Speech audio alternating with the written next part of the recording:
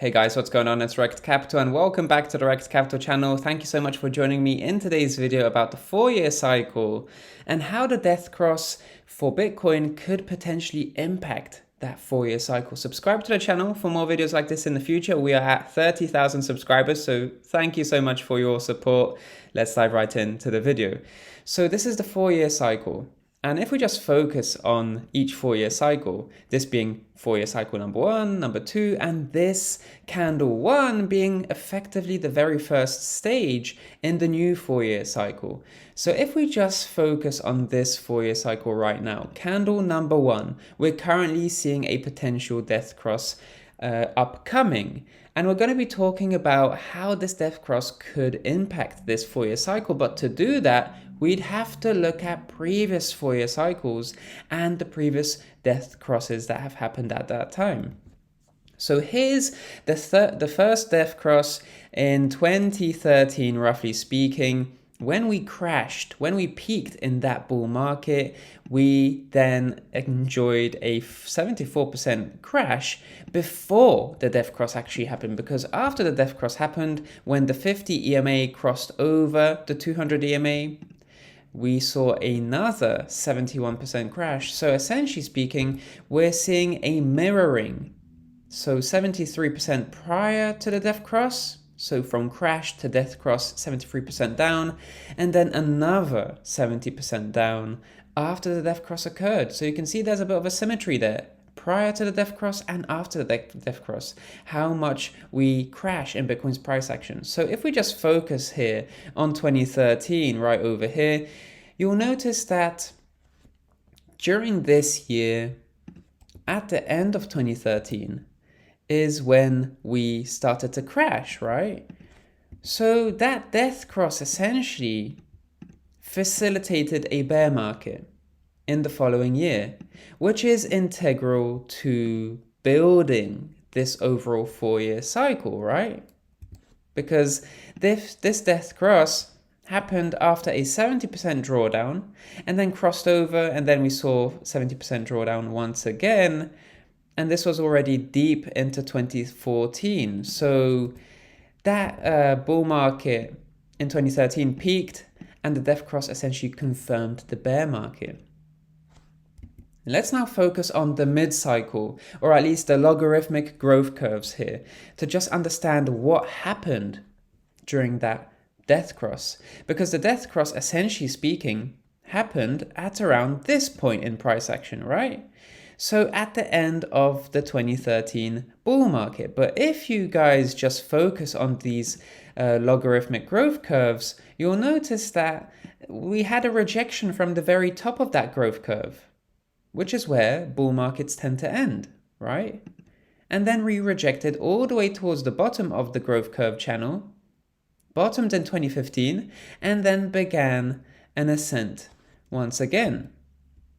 So through the lens of the 2015 bottoming, through the lens of the Bitcoin logarithmic growth curves and the 4-year cycle, you can see that candle number 3 is the bottoming out candle, right? Because we're seeing in 2015 bottoming in this phase of the logarithmic growth curve. So essentially, this is where bear markets end, at the bottom of the logarithmic growth curve channel, and this is where bull markets begin, or at least end. Apologies. So bull markets end here, and bear markets end here. So that's the 4-year cycle, and that death cross covered in a nutshell. This is the 2017 death cross. When we peaked in 2017, we got a 70% drawdown, and we then had the death cross, which preceded 65% drawdown. Through the lens of the 4-year cycle, this 2017 peak right over here occurred, then we saw a crash, and then we had that death cross occur to confirm a bear market, right?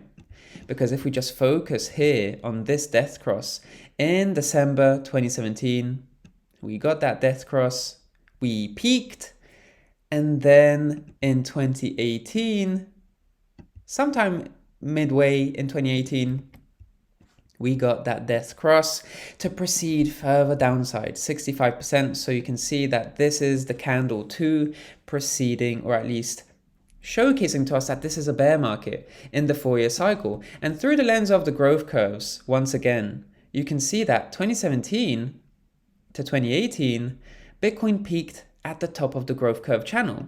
Isn't that fascinating that the bull market is ending right over here at the top of the growth curve channel for 2013 and 2017. And when these bull markets end, they occur at the end of candle 1 in the 4-year cycle.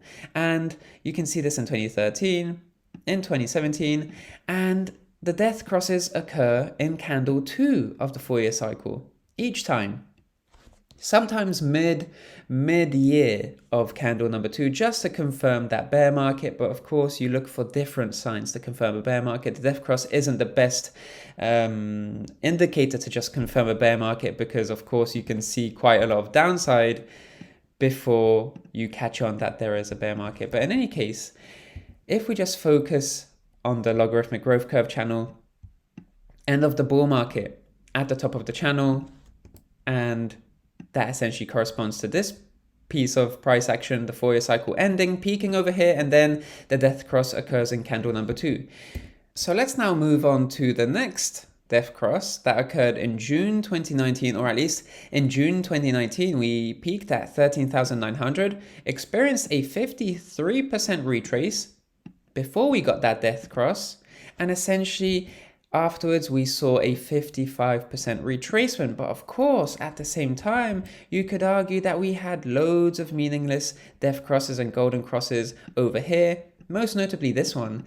This death cross here actually occurred when Bitcoin bottomed in March 2020. So whenever these two EMAs are oscillating within very close to one another, it's because these price swings are not too volatile, so the EMAs get closer to one another and they cross over in trend meaningless ways, essentially speaking.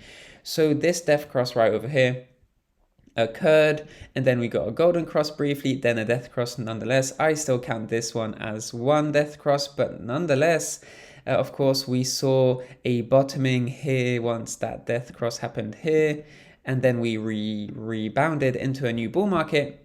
But here, once that death cross occurred from these price levels, we saw minus 55%. So essentially the same amount that we saw before, right? The crash, the top out right over here, then the 53% crash, followed by a death cross, and then that death cross preceded another 55% retracement. So this was all during the period of 2019, right? 2019 to 2020, roughly speaking. So through the lens of the 4-year cycle, you'll notice that that's candle number 3 and 4. Candles number 3 and 4. That first crash occurred in June. We pulled back, but effectively this was a macro accumulation area where we're trying to bottom out. So this was effectively candle number 3, the bottoming out candle right over here. And of course, once we got that death cross again later on, we enjoyed a bit more retracement. So during this period, these two candles is when that occurred. But through the mid-cycle, or at least the growth curves, you will notice that the midpoint over here, this is the period we're talking about, that once we bottomed in 2018, we recovered and only rallied towards the midpoint of the log growth curve channel. So the top of the channel ends bull markets, the bottom of the channel begins bull markets, but the midpoint is a very crucial period which just provides continuation. And in this period right over here, we weren't able to continue to a full-blown bull market. We rejected from the midpoint of the log growth curve channel and just revisited this bottom of the channel to begin a new bull market, effectively speaking. So let's now focus on this upcoming death cross right now, because of course, since 65,000, Bitcoin dropped 54%. And now we're getting closer and closer towards a death cross. And the fact that we've been rejecting towards the downside over the past few days, rejecting from the 200 EMA. Well, that's bringing these two EMAs closer together. And at this rate, they are going to cross over in late June, effectively speaking. And because these price changes are occurring, then these EMAs will be changing as well in relation to these price changes. So effectively, when price changes, the EMAs will change, and because price is going down, the convergence is getting more and more tighter. They're converging more. So that is going to effectively prompt a crossover a little bit sooner than I mentioned in previous videos, where Bitcoin's price action was at higher price levels, and effectively that would diverge the EMAs. But in any case, end of June is when the def cross will happen at current prices and at this rate of convergence. And if we just continue to have this symmetry, this historical symmetry where we see a crash prior to the death cross, and then the same crash happens after the death cross, then that would lead to a 50% retracement from current prices to $18,000 for Bitcoin.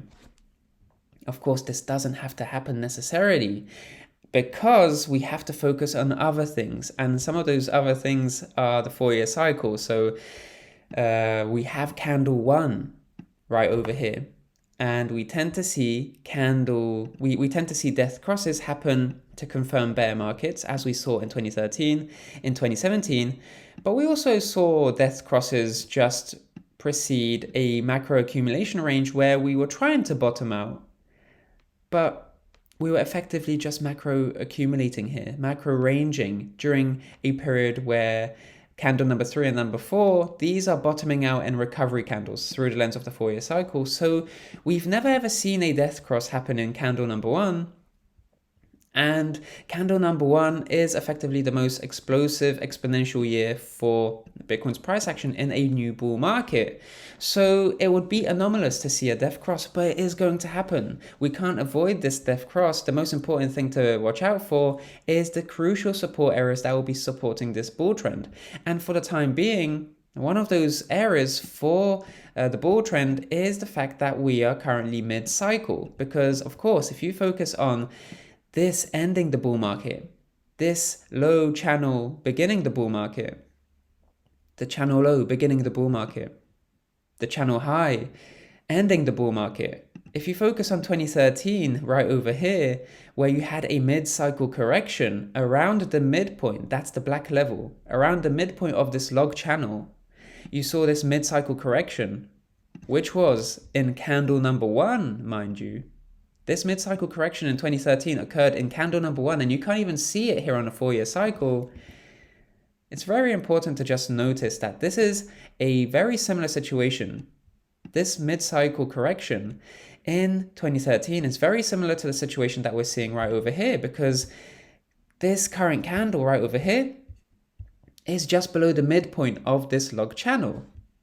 Very similar to what we saw right over here, where we are also below the midpoint of the log channel, consolidating for a while. So it's essentially a mirror image, this 2013 mid-cycle correction, a mirror image to what we're seeing today. So theoretically, we are currently in mid-cycle correction, just like in 2013. And through the lens of the Bitcoin 4-year cycle, we're in candle 1 mid-cycle correction, and we're in candle 1 mid-cycle correction right now. But not only that, because of course, mid-cycle is one thing. We never saw a death cross happen mid-cycle, right? We never saw a death cross happen mid-cycle. The previous times we've seen a death cross was over here at the cycle top, a death cross at the cycle top, and a death cross near the cycle bottom, really, near the cycle bear market, effectively speaking. So the fact that we're seeing a death cross mid-cycle is quite unusual by standards of history, but through the lens of the log growth curve channel, we've seen this price action before, namely in 2013. So that death cross won't be as important if we're able to hold key higher time frame supports. such as the macro higher low that's been spanning the entirety of 2021. That's number one. This is the crucial support to watch out for. 34,000 at this time. So even if Bitcoin were to crash to 34,000, as long as it holds here and rebounds, then this support is holding and sustaining the bull market, no matter what happens to the death cross. This is the second support to watch out for. 32,000 and 29,000, this support area. So essentially this horizontal black level and this green area where we tend to see wicking for some buy support, which of course has provided fantastic buy pressure towards the upside. So these are the two support regions that will support the bull market, 29,000 to 32,000, and this macro higher low, which is 34,000. If these areas continue to hold, then this mid-cycle correction will be a mid-cycle correction, and we won't see further downside as the death cross tends to do and implement and actually influence, as we've seen in the past. Death crosses tend to proceed downside, but unless we see a breakdown from these support regions, then we won't see that death cross be confirmed and validated. It's one thing to cross over, but we actually have to see downside and support levels losing their strength for that death cross to be validated. So if we lose this higher low, we'll see further downside towards this crucial support area. And if this isn't going to be able to hold, then we'll see further downside, and we'll probably just have that death cross be validated at that point. But we are still mid-cycle correction, and we are still in candle 1 of the 4-year cycle. And of course, we've seen a mid-cycle correction in candle 1 before, and you can't see this mid-cycle correction in candle 1 because what happened afterwards was spectacular in terms of Bitcoin's price action. We saw death crosses happen in bear markets, candle number 2, and of course in the 3 and 4 death crosses here when we were macro accumulating. We might be seeing a death cross right now, but as long as we hold this price predicament where we're now mid-cycle, holding crucial support levels right over here and here, then this 4-year cycle won't be invalidated by the death cross, because we have to see whether or not that death cross itself will be validated. And having said that, thank you so much for watching today. Subscribe to the channel for more videos like this in the future. I hope you enjoyed this one. Like the video if you did. Thank you so much for watching today. I'm Rekt Capital, and I'll speak to you in the next one. Speak to you soon.